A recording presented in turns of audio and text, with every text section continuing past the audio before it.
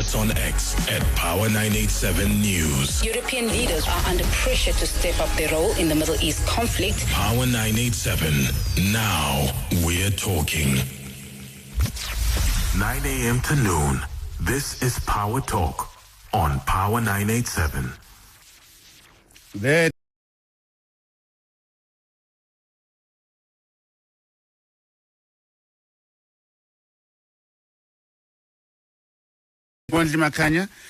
We can talk on 086-1987-000 and drop their voice notes on 083-303-7093.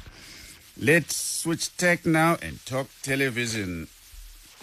On the 5th of January 1976, the television flickered on in South Africa. It was the first time that people could watch television. This is after loads and loads of resistance from the then National Party government, which deemed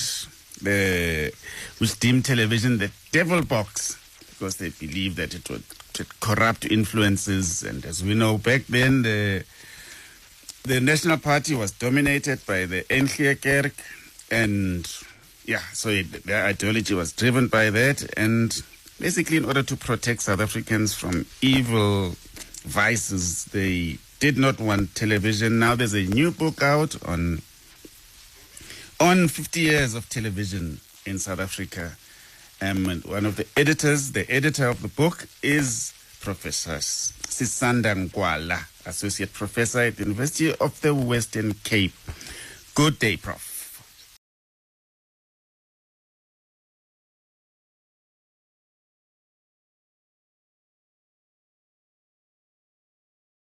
Would that have been? Yes, we are cold in Cape Town, but we are well. Sorry? I'm saying we are just cold here in Cape Town, but that we are well. Okay, I don't mean to make you feel bad, ne? But the sun is out in Johannesburg. You can walk around in your t-shirt and shirt and shorts if you want, even. So I just had to put that knife in. Yeah. I don't need you to carry that. Yeah. So so this book, can you just briefly tell us about its contents, what's in there, and what it says about television, yes. about the 50 years of television in the Republic? Yes, thank you very much. So this book is part of work that Professor Gilbert and I have been doing actually on the history of media in South Africa. 2 years ago, we published 100 Years of Radio, when radio turned 100 in 2023.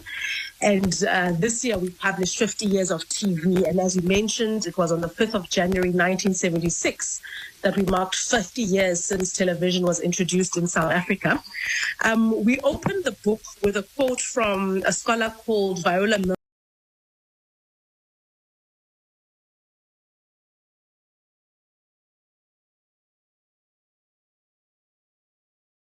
And it is in many ways not unlike the society it represents and reflects on.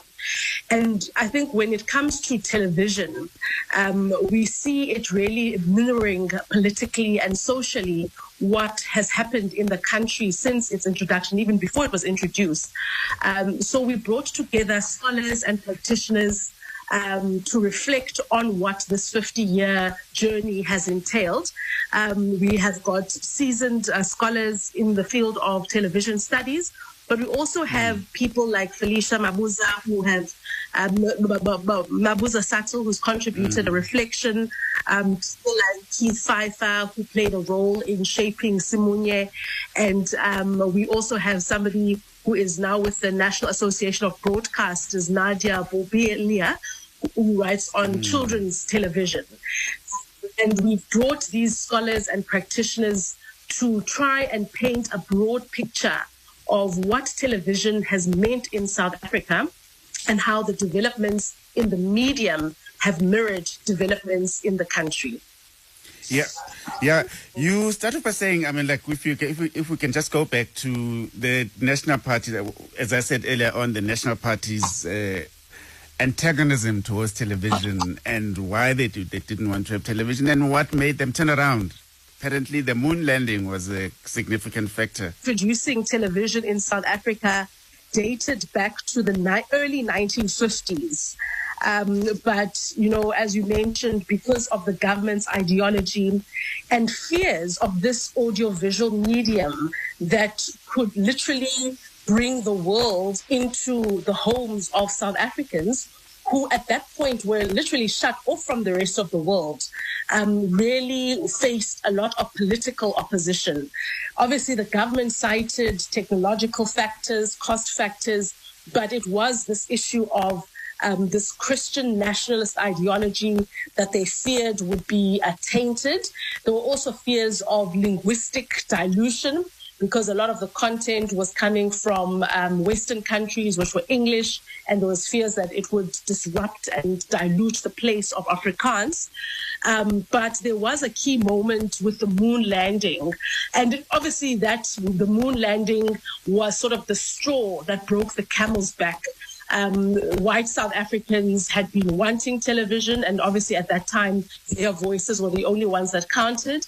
And the moon landing, where the country was shut out, really saw great dissatisfaction that then, later in 1976, was television introduced. So even though that happened, it still took a lot of discussion and persuasion for the party to eventually introduce television. Yeah, and even then, when it was introduced, it was white. It wasn't television for South Africans. It was television for white South Africans, capturing culture. It was about their culture. It was propaganda. And also, yes, there was some American dubbed stuff there. But essentially, it was not for black people initially. It wasn't. And we see this with the history of media broadly. From radio, when radio was introduced initially, only when it was felt necessary to bring in, to try and get black audiences in. And incidentally, with the history of radio, it was because of the Second World War. They wanted to get black South Africans on the side of the government in terms of their view of the war. Then they decided to introduce content for black audiences. With television as well, it was introduced in 1976, but it would be several years later when channels and content of the government, the kind of characters that we saw, the kind of representations that we saw. So it was a very powerful tool as part of the apartheid government's propaganda machinery, which is ironic given that initially they were so scared of it. And once they introduced it, they recognized it could actually be a weapon that they did deploy quite vigorously and systematically in their efforts. Yeah, I don't know. I remember like on the news reports about terrorists and communists and all of that. It was, and then I mean, like the one thing that still stands out. I mean, like it is one of those iconic South African things. Like at the end of the day, when the broadcast ended at the end of the evening, before midnight, there would then be the national anthem that would basically it would end with the national anthem, like instilling basically that patriotism, I suppose. And then, yeah, and then what you then have, then they introduced TV2 and 3 for still at that particular point, as you say, it was black content, but very specific to achieving an objective on their part. Yeah. Yes.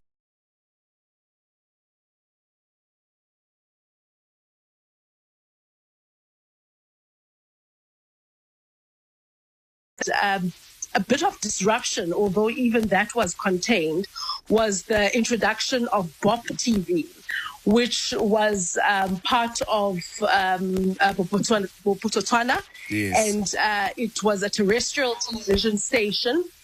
It was not independent in the sense of it could do what it wanted, but it did have a slightly different approach to the SABC at the time. And I think that is what then gave impetus in 1985 to the introduction of TV4, which carried sports and entertainment on SABC to try and rival what was happening on Bob TV. Yeah. Tell me, so when television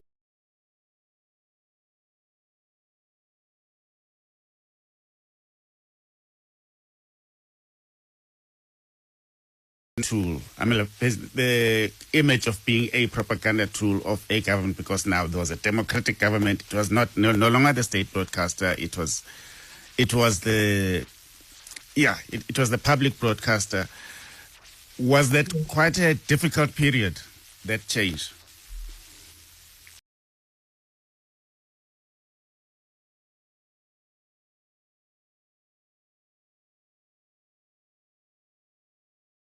Lisa Africa, who writes about CCTV and how in the 1990s that was part of the strategy to try and shed this image.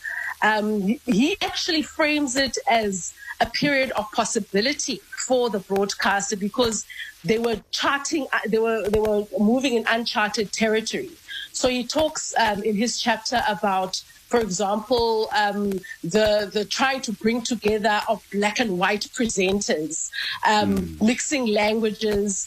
I think everybody who grew up in the 90s would remember the CCTV, Join Our World on CCTV, and the peace Don't age us now. of the dove.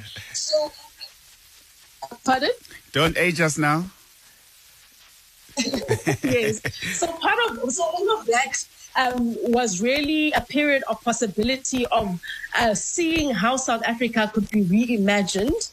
And although it was not perfect, I think it did move the needle. It did really, not fully, but it was instrumental in painting and carrying this idea.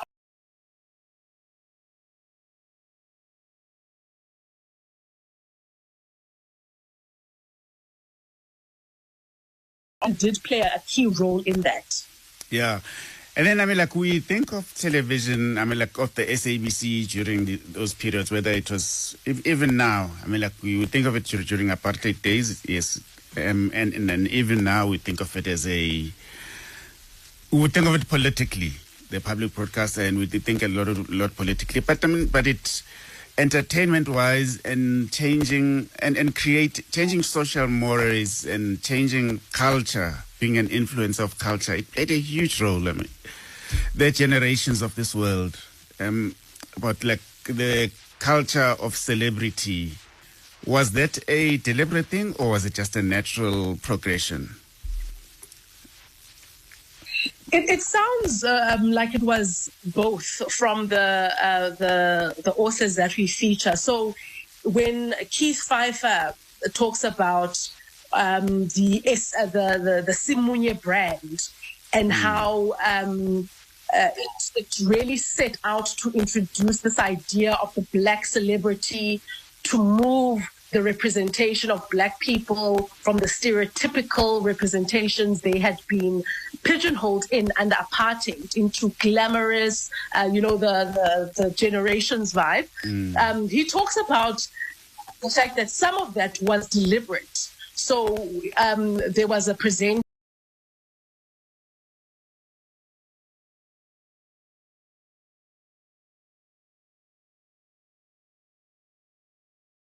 Yes, he came across her information somewhere and thought she would be perfect, for the station. And she was a hit when she came onto SABC on Simunye. So moves like that were quite deliberate.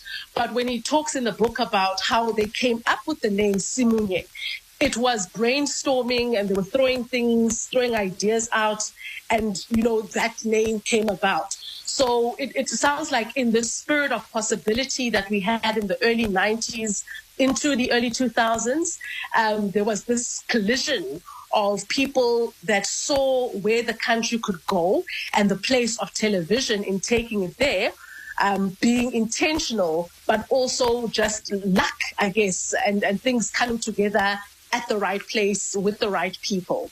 Yeah. Now, we've spoken about various revolutionary moments, seismic moments, but the one that we have not spoken about yet is the arrival of Mnet. That was massive because it changed the way TV was going to be watched, and like the monopoly was broken at that particular point. Indeed. And, you know, Mnet in 1992, just before the democratic dispensation,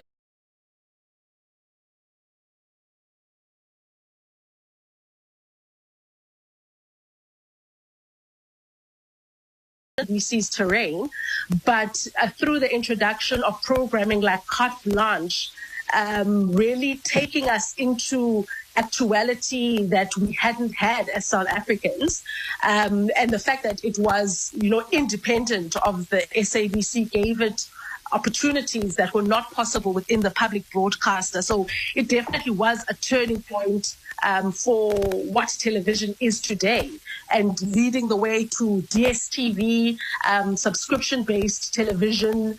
It certainly opened a lot of doors. Yeah, and competition-wise, did it disrupt SABC? Did it disturb the monopoly, or was it a different market altogether? Could they live next to each other? Yeah, we don't have a chapter that goes in depth, unfortunately, into the material implications of Mnet.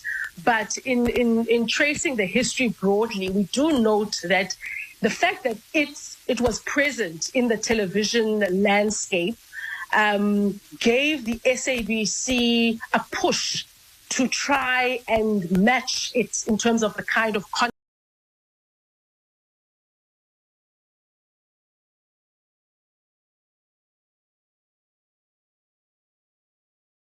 CNN in 1993. So an external international news agency was something that would have been unthought of before Mnet. But when Mnet came with its international content, when it came with Igoli and other kind of programmings that couldn't have been imagined, SABC had to try and give its audience something that would keep them.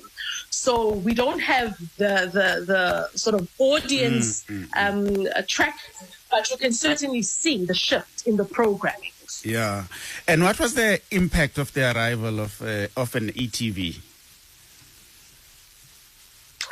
So I think ETV launched, when did it launch now? It would have been like early 2000s. Yeah. I think either late 90s or early 2000s, if I'm not mistaken. Yeah. Yes. So it also entered and did something similar to what Mnet did, but it being free to air, and it being the only free to air channel that was a rival to the SABC, was much more accessible, and it offered news at a time when Mnet was introduced. It couldn't offer news, so it also, I mean, we don't track them. I remember we growing up would watch Backstage, for example, that show that was really good and at the forefront of content aimed at younger audiences, but not children.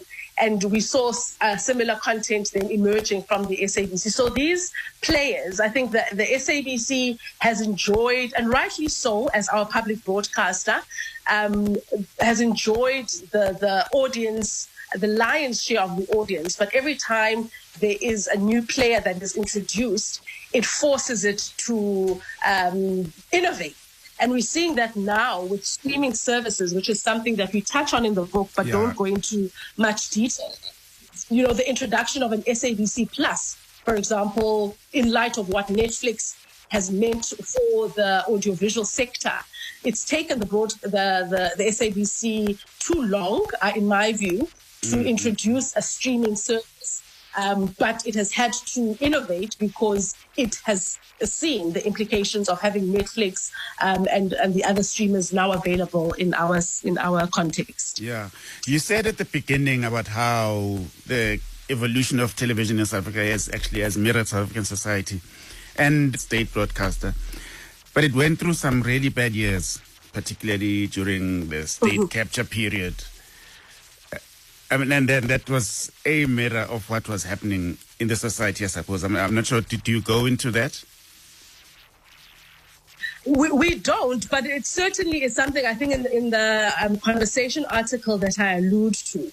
The fact that in the period when state capture was affecting, other institutions, the SABC was not immune. And what is interesting with the SABC and its part in all of that is it seems television in particular was more affected than maybe radio and its other platforms. So speaking to the power, so I think the period, remember the period where protests were supposedly banned on the broadcast on television. They could still be reported on radio, but because of the visuals, because of television really being a part of our living and domestic context, it has always had a particular emphasis within the public broadcaster.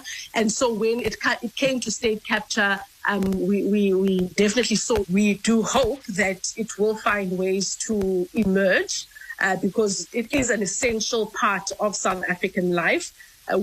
Some people may have access to Netflix, we may have access and have other options, but the majority of South Africans still rely on the public broadcaster, and it still is a valuable institution. Yeah, it definitely is. And there is so now we are in the today. The Google box is not just the box.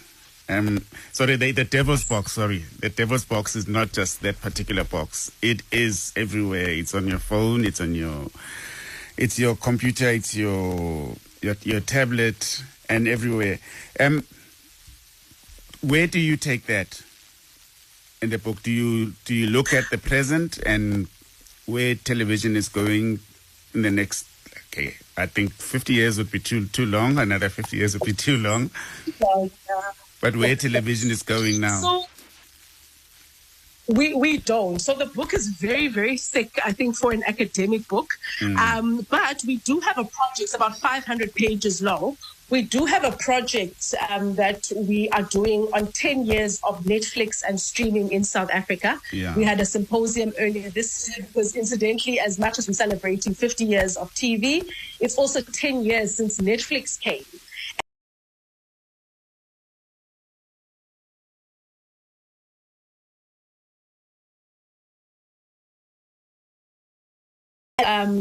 Of publishing a volume on what streaming in the past 10 years has entailed. And I think we'll be picking up from these conversations on television because the two are so closely linked together. Streaming wouldn't be what it is today without the foundation that television had laid. Thank you very much for your time, Professor Sisanda. Thank you. Pleasure, Professor Sisanda Nkoala, Associate Professor at the University of the Western Cape, and we were talking television. And it is now the end of Power Talk on this Wednesday. And next up is Power Lunch with Kwena Mwabelo.